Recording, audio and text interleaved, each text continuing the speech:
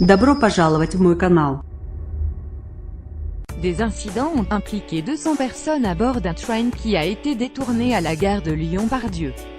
Une opération de police d'une grande ampleur a été menée et 30 personnes ont été arrêtées avant d'être relâchées. Le train 6501 à destination d'Évian est parti de Paris samedi matin à 7h11 avec 660 voyageurs à son bord. Il a dû être détourné sur Lyon où il s'est arrêté à 9h20 après des débordements provoqués par des dizaines de voyageurs.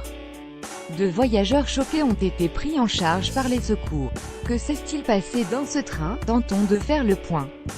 Combien étaient les fauteurs de troubles?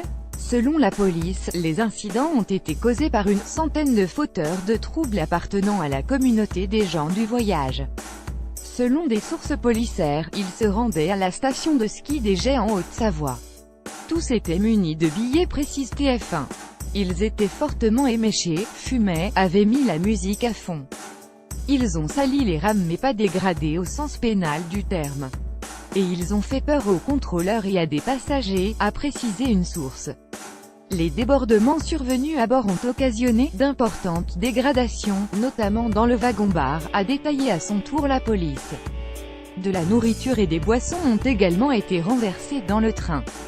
2 rames de jeunes gens excités et dont certains étaient alcoolisés, ont commis des incivilités et des dégradations mais il n'y a pas eu de violence, a précisé la préfecture.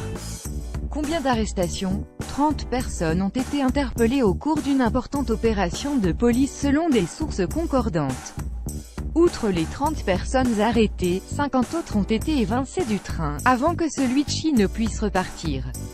En fin de journée, toutes les personnes interpellées avaient été remises en liberté, sauf une toujours en garde à vue après des coups au visage à l'encontre d'un policier au moment de son arrestation. Combien de forces de l'ordre impliquées? L'opération policière a été de grande ampleur. Au total, ce sont près d'une centaine de membres des forces de l'ordre qui ont dû intervenir. Parmi eux, la police nationale, la police ferroviaire, la police municipale ainsi que des militaires de l'opération Sentinelle.